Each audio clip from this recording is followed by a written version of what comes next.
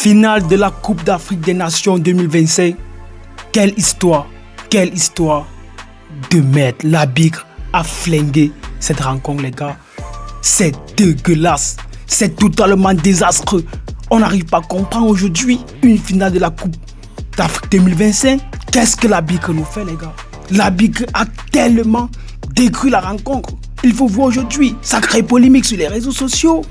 Mais hier, je ne pouvais pas faire cette vidéo, les gars. Sérieusement, honnêtement, je ne pouvais pas faire cette vidéo parce que déjà, moralement, je n'étais plus concentré. Avec aussi le Barça qui a perdu, je n'étais plus en point. Mais aujourd'hui, c'est une catastrophe, les gars. C'est une catastrophe. L'arbitre a détruit cette rencontre. Et aujourd'hui, je n'arrive pas à comprendre comment la CAF peut aussi avoir un corps arbitral aussi désastreux. Mais il faut revenir. Il faut revenir sur les actions, les gars. Il faut revenir ce soir sur les actions. Commençons d'abord, parce que là, je ne vais même pas parler du débrief du match, je ne vais même pas revenir sur les aspects tactiques du match. Commençons par revoir d'abord, de la première minute jusqu'à la 94e minute, tout se passe à merveille. Une finale aussi exemplaire comme celle-ci. Beau jeu, beau match proposé des deux camps. Le Maroc te propose un bon match, le Sénégal de leur côté te propose un bon match. On a vu une bonne rencontre avec des actions de but, avec des actions de jeu. Le ballon circulait très rapidement. Mais on arrive à la 96e minute, temps additionnel, les gars. Déjà, on commence sur l'action du Sénégal. L'arbitre, avant même que le ballon n'arrive sur Diouf, il avait déjà sifflé. Le ballon était encore à l'air, il avait sifflé. Mais regardez l'action, les gars. Regardez cette action. Il avait déjà sifflé. Et là, Diouf remet directement le ballon sur le poteau, ça revient. Et un Sénégalais met le ballon au fond du filet. On peut voir directement que il y a soit faute, soit il n'y a pas faute. On ne peut pas regarder, on ne peut pas déterminer s'il y a faute ou pas.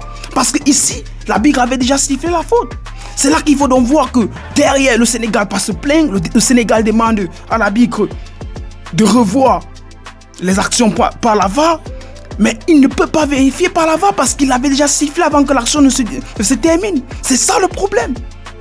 L'action est terminée, on ne peut pas revenir sur la faute parce que l'arbitre a sifflé. Il a sifflé avant que l'action ne se termine.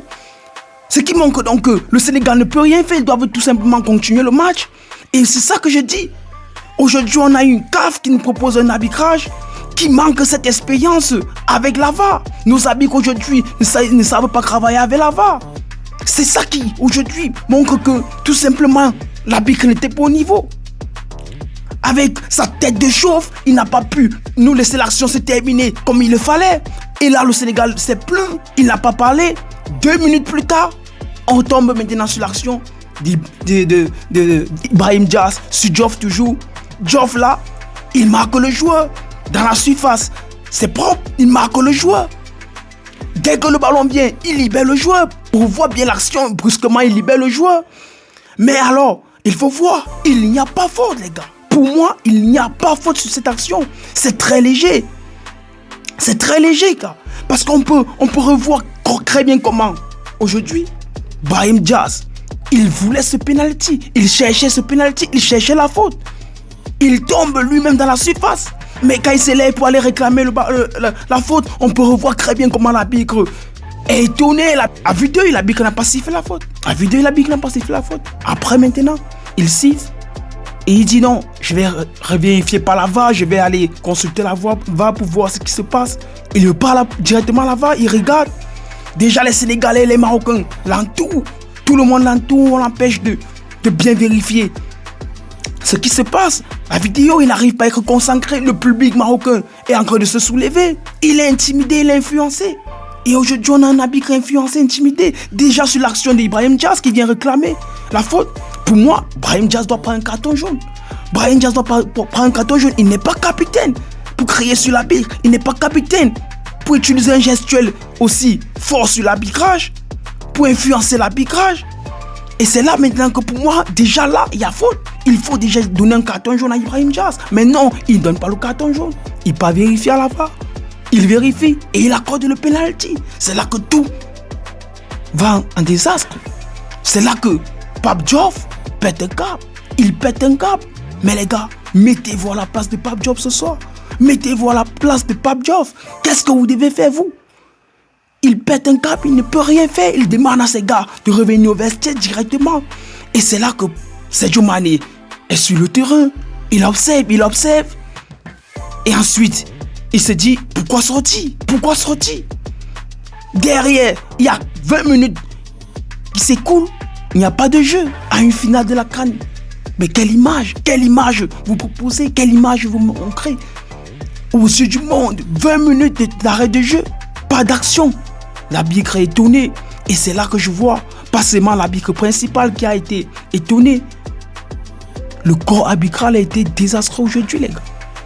Les assistants n'ont pas fait leur travail. Ils ne sont pas venus à aider l'arbitre principal. Les assistants normalement devaient venir consulter l'arbitre principal, dire ce qu'ils en pensent, dire ce qu'eux aussi ils ont vu, essayer de prendre une décision ensemble. Mais non, l'arbitre principal au milieu, il est là, il fixe le public, il n'a rien dit. Pour moi, dès ce moment, il avait perdu son sifflet. Les lois de la FIFA sont claires. Lorsqu'un joueur quitte un terrain de football sans accord de l'arbitre, il doit prendre un carton jaune. Il y avait déjà 2 Sénégalais qui avaient des cartons jaunes quand ils sont sortis du terrain sans prendre la permission de l'arbitre. Au retour, normalement, il devait prendre 2 cartons rouges. C'est comme ça. Mais non, il n'a pas donné 2 cartons rouges. Certes, il voulait apaiser la situation, mais là, il était influencé. Il avait perdu son sifflet. C'est ce qu'il faut dire. Il faut aller maintenant sur l'action de Brahim Diaz et terminer là-dessus. Brahim Diaz, c'est lui qui a cherché cette faute. C'est lui qui voulait ce penalty. Pour moi, il n'y a pas penalty. Il n'y a pas penalty tout simplement. Parce que c'est léger. Parce que là, l'action de Diouf qu'a fait sur Brahim Diaz, il a anticipé la balle plus rapidement que Brahim, malgré que son bras est collé toujours sur Brahim, mais il libère Brahim pour anticiper la balle. Et c'est là que je dis, il n'y a pas faute. Juste derrière, tout part en couille, on ne connaît pas ce qui se passe. Ils reviennent et voilà, Brahim Diaz prend ce penalty. Il fait une palenka directement dans les mains de Benji. Mais il faut voir, il faut ancrer la tête de Brahim Diaz ce soir. Brahim Diaz sait très bien que la finale tourne en vrille parce que le Sénégal n'accepte pas qu'il y a faute et il se sent coupable, tout simplement. Il se sent coupable, il s'en veut d'avoir créé cette action, d'avoir créé ce désastre et il veut réparer la situation. Psychologiquement, Brahim Diaz est touché. Mentalement, il est touché, il est atteint. Il ne peut plus tirer normalement. Il change de technique de tir et c'est là qu'on va conclure. Il change sa technique de tir. Et il te fait une palenka dont la courbe n'arrive même pas sur la ligne de but. C'est ça le problème. Pour moi, Brahim Diaz a décidé de rater nettement et visiblement ce tir. Il n'a pas voulu marquer. Déjà, on a vu contre le Mali comment il a tiré ce penalty avec puissance et avec fermeté. Il a mis ce penalty directement droit dans les buts, mais contre le Sénégal, il te sort une palenka. Mal tiré, mal fait, parce qu'il veut que Mendy, même couché au goal, même étalé au goal sur la ligne, sans bouger, ce ballon ne devait jamais ancrer, les gars. Ce ballon ne devait jamais ancrer. Et voilà, Brahim Diaz complètement, c'est lui qui te plombe cette rencontre. Parce qu'il soulève la faute, il lève la faute. Et c'est encore lui derrière qui rate ce penalty pour le Maroc. 50 ans après, le Maroc n'est pas champion d'Afrique. Et là, il faut revenir sur l'action de Pape Diouf. Il doit être sanctionné par la CAF, certes, il va être sanctionné par la CAF. Professionnellement, c'est pas à féliciter. Combien de personnes aujourd'hui sont capables de le dire avec justice et fermeté que ici, il y a tort, ici, il n'y a pas tort. Pour moi, Pape Diouf, aujourd'hui, a tort de faire ancrer ses joueurs au vestiaire pour abandonner le match. Il va être sanctionné par la CAF et il faut qu'il soit sanctionné par la CAF. Peut-être suspendu pour quelques matchs au banc de touche sur l'élimination à la prochaine CAN ou bien à la Coupe du Monde. La CAF ne doit pas seulement sanctionner. La CAF ne doit pas seulement prendre 20 000 euros, 50 000 euros, 30 000 euros. Non. Aujourd'hui, on a un corps arbitral qui est totalement inférieur aux Européens, inférieur à plusieurs grands pays en Europe. On doit travailler là-dessus. Nos arbitres ne savent pas travailler avec la VAR. Et c'est là qu'il faut développer. S'il faille même consulter des séminaires, créer des séminaires utiliser même l'intelligence artificielle pour innover, créer quelque chose. Il y a les capteurs, il y a pas seulement l'assistance de vidéo, pas seulement travailler sur le hors-jeu avec un plan. Non, il faut pousser la réflexion, je dirais pousser la réflexion, aller même sur les détecteurs de force, détecteurs d'intensité, détecteurs de mouvement, les capteurs de mouvement, pour pouvoir utiliser ces capteurs pour améliorer, illustrer bien les images et le jeu proposé lorsqu'il y a faute, lorsqu'il n'y a pas faute.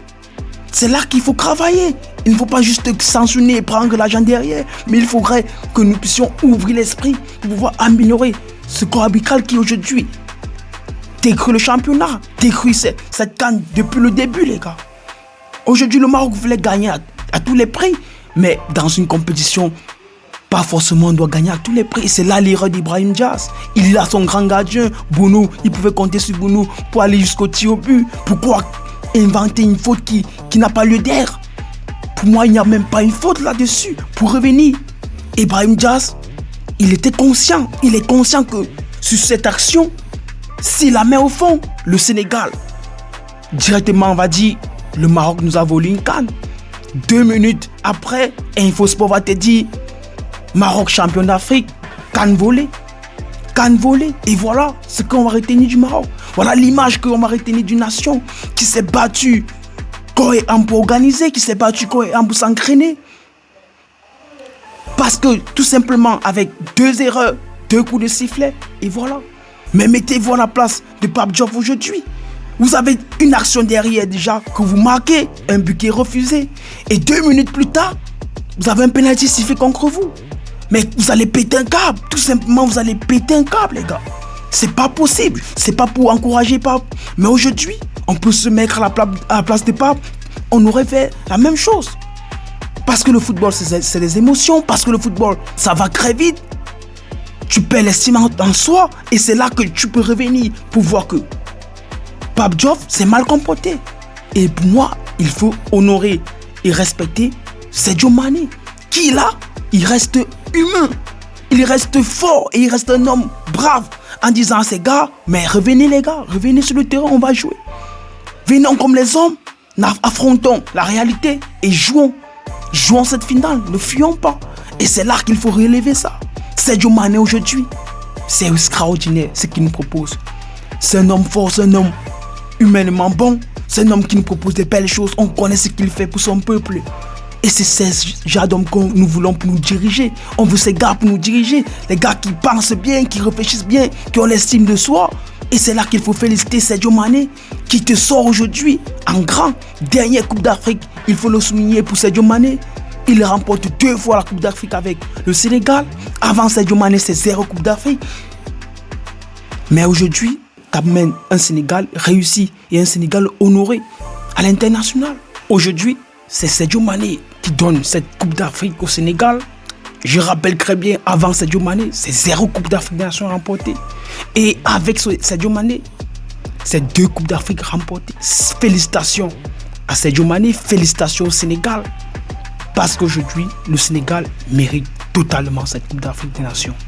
Très beau match qu'on a vu, très belle rencontre. Travailler sur le corps arbitral en général, travailler sur la pique, travailler pour améliorer ces championnats qui pour nous va droit au cœur, qui pour nous est l'âme de l'Afrique. On ne peut pas annuler ces championnats, on ne peut pas blaguer avec ces championnats parce que c'est ça qui nous donne aujourd'hui la force de continuer. Et c'est ça le football. C'est ça le football. Le football, ce sont les émotions. Le football, c'est la passion. Le football, c'est l'adrénaline. Et c'est ça que nous disons aujourd'hui. Aujourd'hui, on a un très bon match. Mais malheureusement, on a un très mauvais arbitre qui nous a bousillé la rencontre. Mais c'est le football. On fait avec. Et nous sommes africains, fiers de l'air. Et nous disons victoire au Sénégal. Bon match proposé aussi de la part du Maroc. C'était El Foutico. Abonnez-vous, restez connectés et on se dit à la prochaine pour une nouvelle vidéo. Ciao.